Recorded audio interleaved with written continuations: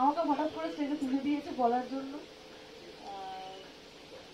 আজকের দিনটা খুব স্পেশাল, কারণ কি আজকে দেখতে দেখতে আমরা 10 বছর পেরিয়ে গেলাম, 11 বছরে পা। তো এটাই মানে যে কিভাবে যে 10টা বছর কেটে গেল, কত স্মৃতি।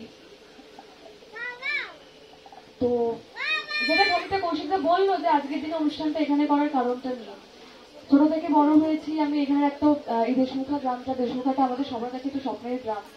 আর আমাদের দলের সবাই বলেই এই জায়গা থেকে আশ্রম, এটা আমাদের কাছে আশ্রম। তো আমি ছোট থেকে বড় হয়েছি যে পরিবেশে, এইখানে এসে তারপরে আরো বাবানের যখন ছোটবেলার গল্প শুনি দাদুকে নিয়ে, এই গ্রামের যে পরিবেশ ছিল, বাবারা দাদুরা যেভাবে জায়গাটাকে সমস্ত মানুষজনকে নিয়ে বিভিন্ন রকম কালচারাল প্রোগ্রাম করে যেতেন। তো দাদু চলে যাওয়ার পর থেকে তো আস্তে আস্তে এটা যখন বন্ধ হয়ে যায়, তো সেটা আমার খুব মন খারাপের একটা জায়গা ছিল।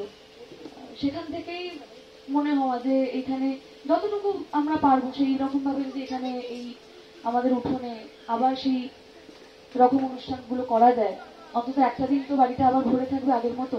গ্রামের মানুষজন যারা সেই সময় যাদেরকে নিয়ে দাদু অনুষ্ঠানগুলো করতো তারা থাকবে, আজকে রয়েওছে অনেকে, অনেকে সাড়া দিয়েছে, অনেকে এসেছে।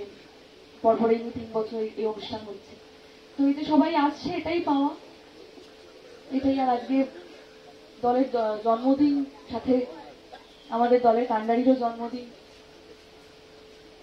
এরকম করে যেন আরো অনেকগুলো বছর আমরা এগিয়ে যাই, যেন এখানে এই অনুষ্ঠান আমরা আরো করতে পারি, এইটুকু। নমস্কার।